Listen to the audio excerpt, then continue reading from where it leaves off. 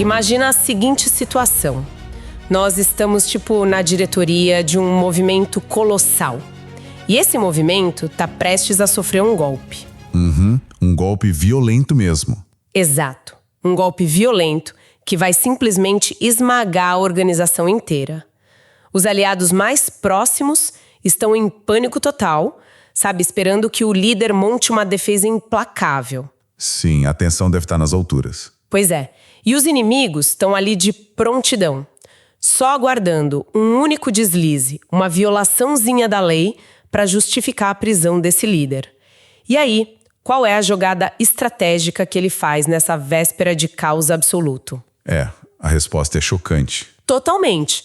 De acordo com os textos antigos que a gente vai explorar no mergulho de hoje, a resposta foi tirar a capa, pegar uma bacia com água e começar a lavar os pés do cara que já tinha vendido todos os segredos para a oposição. Nossa, é uma imagem que causa um curto-circuito na nossa compreensão de poder. Dá um nó na cabeça. Com certeza. E o que torna essa nossa imersão de hoje tão fascinante é que, não estamos apenas lendo textos religiosos antigos de forma passiva. Nós reunimos uma vasta coleção de relatos históricos e literários. Especificamente os evangelhos de João e de Lucas, né? Isso, e além dos textos bem densos do profeta Jeremias, tudo isso cruzado com comentários de analistas bíblicos de altíssimo nível. E a nossa lente aqui hoje, para quem está nos acompanhando, não é puramente teológica. Não mesmo. A nossa missão hoje é dissecar a psicologia por trás dessas narrativas e tentar entender como exatamente a mensagem e as ações de Jesus de Nazaré, descritas nessas fontes, subverteram de forma tão radical todas as expectativas morais e sociais e políticas do mundo antigo também. Sim, é uma quebra de paradigma total. A gente acabou de falar sobre lavar os pés de um traidor, mas para entender como a mente desse líder operava de verdade, a gente precisa dar um passo atrás. Olhar o contexto maior. Isso. A gente precisa observar como ele lidava com confrontos públicos. Tem um relato no capítulo 8 de João que é uma verdadeira aula de guerra psicológica e jurídica. Sem dúvida alguma. E o cenário narrado ali é de extrema tensão pública. Os líderes religiosos trazem uma mulher que, segundo o texto, foi flagrada em adultério. Certo. Mas o que a gente precisa entender é que o objetivo ali não era de forma alguma aplicar a justiça ou manter a ordem moral. Era puramente uma armadilha legal. Uma armadilha friamente calculada, né? Exato. Calculada para colocar Jesus num dilema que parecia simplesmente não ter saída. Espera, vamos pensar isso bem claro para quem está ouvindo o nosso mergulho. Por que era um beco sem saída? Se a lei de Moisés ditava uma punição, não era só ele concordar com a lei e pronto. É aí que entra a genialidade maligna da armadilha. Se Jesus dissesse, sim, apedrejem a mulher, ele estaria violando a lei do Império Romano direto. Ah, claro, Roma. Sim, porque naquela época os romanos já tinham retirado dos líderes judeus o direito de executar a pena de morte. Entendi. E além disso, ele destruiria no mesmo instante a sua própria reputação de misericórdia e perdão, que, era a base do movimento dele. Faz sentido.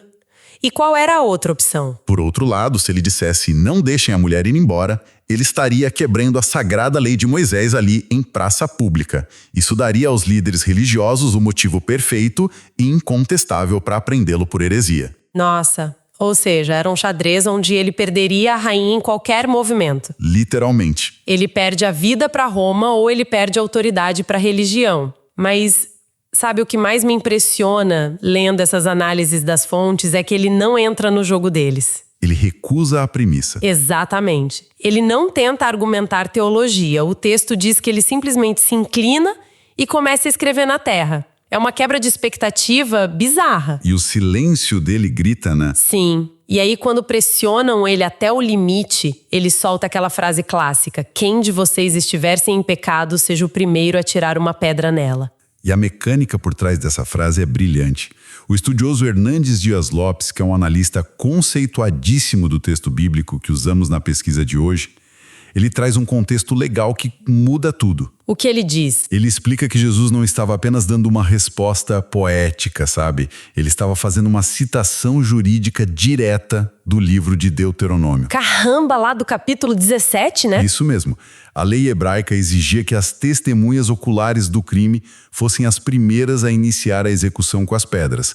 E, o mais importante, essas testemunhas não podiam ter nenhuma cumplicidade com o crime. Uau! É como se fosse uma auditoria corporativa. Boa analogia. Eles trouxeram Jesus para auditar o comportamento daquela mulher, para chancelar a demissão dela, mas em vez de olhar para os papéis da mulher, ele vira a mesa. Ele muda a jurisdição. Ele audita o conselho de diretores. Perfeito! Ele audita os diretores. Ele diz, tudo bem, vamos seguir a lei e arrisca. Mas a lei exige que os executores tenham a ficha limpa. Quem aqui tem a ficha limpa para assinar o documento? E a armadilha reverte completamente contra os criadores. É genial. Ele não invalidou a lei, percebe? Ele apenas mudou o foco do réu para os juízes. E, psicologicamente, isso gera um fenômeno brutal. Com certeza. Hernandes Dias Lopes destaca a ironia profunda dessa cena. Aqueles que montaram a armadilha, que chegaram cheios de arrogância, saem dali um por um, condenados pela própria consciência. Enquanto a mulher sai perdoada. Exato. A mulher que estava com a sentença de morte decretada sai perdoada. O comentário traz uma lição muito densa. Ele diz: os mais depravados e maus são os mais severos acusadores. O que nos leva a uma questão psicológica muito desconfortável, sabe? Porque a natureza humana tem essa tendência tão visceral de usar a moralidade como uma arma. É uma ótima pergunta. Parece que o ser humano ama projetar a culpa no outro. Para criar uma cortina de fumaça escondendo as próprias falhas invisíveis. É o mecanismo clássico de projeção psicológico. Quanto maior o caos ou a escuridão interna de um indivíduo, maior é a necessidade neurológica e emocional de focar agressivamente no erro alheio. Impressionante isso. É uma forma de dizer a si mesmo: eu posso ter problemas, mas veja o quão pior aquela pessoa ali é. E Jesus desarma esse mecanismo não com um ataque direto, mas forçando o indivíduo a olhar para o próprio espelho. Nossa, e o texto narra a praça se esvaziando, a começar pelos mais velhos. Acontece uma libertação física ali, mas, observando o fluxo da nossa pesquisa, é fascinante como a narrativa muda. Muda bastante. Sim, no mesmo capítulo de João, o texto escala rapidamente de um embate sobre libertação física e condenação penal para uma guerra ideológica sobre a verdadeira liberdade. É uma transição rápida. Porque logo na sequência, Jesus faz uma declaração que ofende o público de um jeito muito mais profundo. Sim, ele vira para os judeus que estavam ouvindo ali e lança a famosa frase: conhecereis a verdade e a verdade vos libertará. E a resposta da multidão é imediata. É defensiva, beirando o absurdo, na verdade. O que eles respondem? Eles dizem: somos descendentes de Abraão e jamais fomos escravos de ninguém. O que é um delírio histórico absoluto. Totalmente. Como assim jamais fomos escravos? A história inteira daquele povo é marcada por escravidão, né? Eles foram escravizados no Egito, foram levados em cativeiro para Babilônia. Sim, milênios de história. E, cara, naquele exato momento em que eles estavam discutindo na praça, o Império Romano estava literalmente governando e cobrando impostos deles. É a negação da realidade na sua forma mais destilada. E é exatamente por isso que a resposta de Jesus é tão cirúrgica. Ele rebate dizendo que todo aquele que comete pecado é escravo do pecado. Ele muda a definição de escravidão. Exato. Ele tira o conceito do âmbito geopolítico e traz para o âmbito interno. Comportamental. E aqui, os nossos materiais de hoje trazem uma análise do estudioso Warren Wiersbe. Ah, sim. O comentarista americano. Isso. Ele é muito focado na aplicação prática do texto. E a observação dele bate com muita força na nossa forma de viver hoje em dia. Olha, eu confesso que quando eu li essa parte das fontes, me deu um nó na cabeça. É profundo. O que o Wiersbe argumenta ali. Ele afirma que a força antagonista da história, o mal, ou Satanás dentro da teologia cristã, não se importa nem um pouco que as pessoas aprendam e decorem verdades bíblicas. Sério? Sim. O acúmulo de conhecimento não é uma ameaça. A ameaça é viver de acordo com essas verdades. O Sbirg escreve que a verdade que permanece apenas na mente é puramente acadêmica. Uau! Se ela não for praticada, não atinge o coração. não altera a vontade e, portanto, não liberta ninguém. Certo, vamos tentar desempacotar isso porque é bem pesado. A verdade que permanece na mente é apenas acadêmica. Cara, isso é um tapa na cara da nossa sociedade hoje. Completamente. Uma sociedade baseada em dados, né? Exato. Nós vivemos na era da hiperinformação. É possível acessar debates, filosofias, teses e textos antigos com um clique no celular. Tudo na palma da mão. Mas a mecânica que a fonte nos apresenta sugere que o cérebro humano está usando esse acúmulo de dados como uma fuga. Parece que a gente está confundindo o estar informado com o ser transformado. É uma dissonância cognitiva extremamente perigosa. O que a psicologia moderna confirmaria sobre essa análise do Wiersbe é que acumular conhecimento gera uma descarga de dopamina. Ah, tal da recompensa química. Isso mesmo. Nós lemos um livro denso ou aprendemos um conceito moral complexo e o cérebro nos recompensa como se tivéssemos feito um grande esforço prático.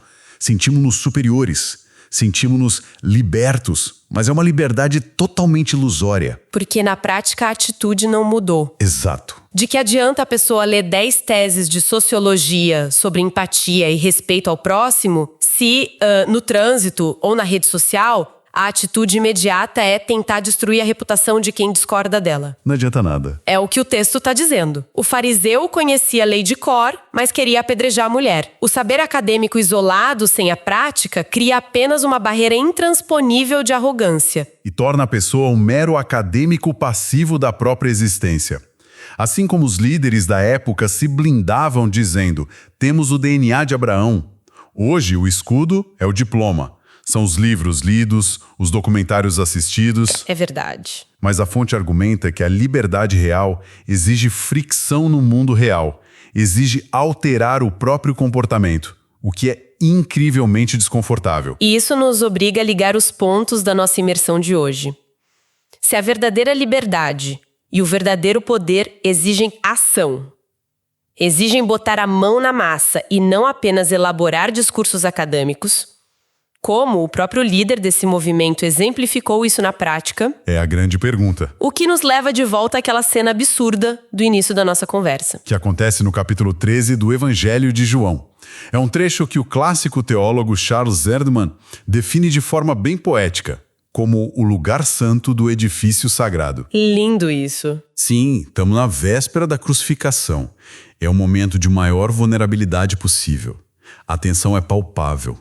O golpe final do império da religião está prestes a acontecer. E é nesse exato momento que Jesus desconstrói a pirâmide de poder do mundo antigo. De uma forma mecânica e muito visual, né? Sim, com ações. Porque a narrativa descreve que, em vez de reunir os aliados, fazer um discurso inflamado sobre glória militar ou planejar rotas de fuga, ele assume a postura do escravo de mais baixa categoria da casa. O papel que ninguém queria. Ele pega a bacia, a toalha e começa a lavar os pés sujos de poeira e fezes de animais dos seus discípulos.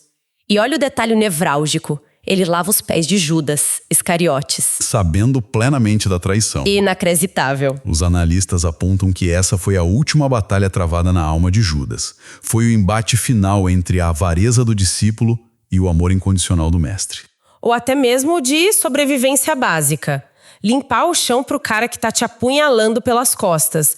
Não é uma demonstração terrível de fraqueza? Faz sentido pensar sim. Como é que os primeiros seguidores não olharam para isso e pensaram: pronto, o nosso líder desistiu, ele é um fraco? É uma excelente provocação porque era exatamente assim que o mundo greco-romano pensava. Naquela época, o poder era definido pela dominação absoluta. Quem tem a espada mais forte manda. Exato. Você era glorioso na medida em que subjugava seus inimigos, impunha sua força bruta e tinha o maior número de pessoas servindo a você. Era a lei do mais forte. Ao lavar os pés, e principalmente os pés do traidor, Jesus não está mostrando fraqueza. O que ele está fazendo então? Ele está hackeando o sistema. Hackeando o sistema? Como assim? Pensa bem. A dominação gera ressentimento e ciclos intermináveis de vingança. O império que esmaga hoje será esmagado amanhã. A tese das nossas fontes é que Jesus subverte isso, mostrando que o poder supremo não é aquele que tira a vida do outro, mas é aquele que tem a capacidade de entregar a própria vida. A saída de Judas para concretizar a traição não é vista por Jesus como uma falha de liderança. Os textos indicam que ele chama essa hora amarga de sua glorificação. Então ele redefine a própria palavra glória. Exato. Mas não é exato apenas num sentido abstrato, e sim estrutural. No Calvário, a vitória documentada nessas fontes não se dá por embate militar, mas pelo sacrifício extremo. Que loucura! Para a mente antiga, liderar servindo, a ponto de morrer por quem te trai, causa um colapso completo no entendimento de autoridade. O mestre se torna o servo.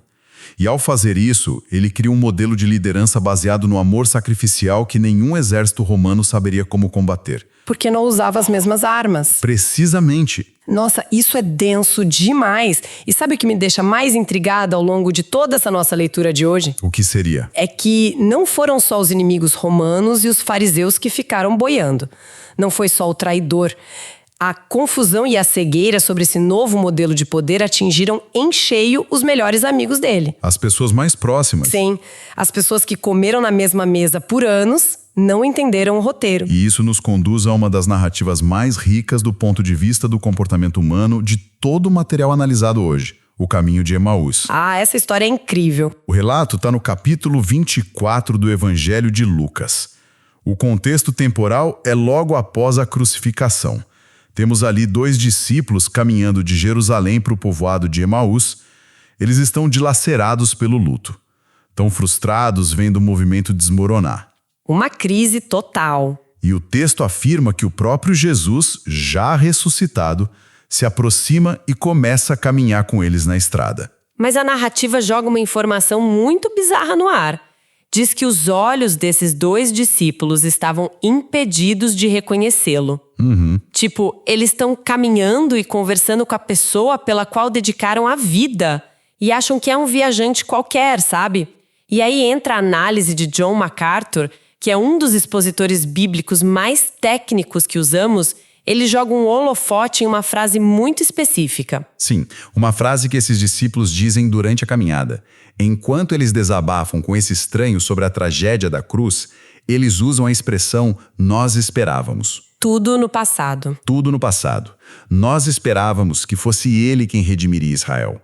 E o comentário de MacArthur explica que a raiz da cegueira deles estava contida justamente nessa expectativa frustrada. Vamos detalhar a mecânica disso, porque é realmente fascinante. O que exatamente eles esperavam? Eles queriam um general. A expectativa cultural e política de todo judeu da época era de um Messias guerreiro.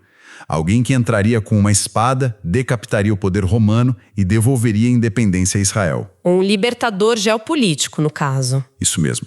Mas quando Jesus terminou pregado numa cruz romana, esse roteiro de vitória política desmoronou completamente na cabeça deles. E é aí que a psicologia explica a biologia, né? Quando o nosso cérebro amarra a nossa identidade e a nossa sobrevivência a um resultado muito específico. Que no caso deles era a vitória militar. Sim, e quando esse resultado não acontece, o cérebro entra em choque.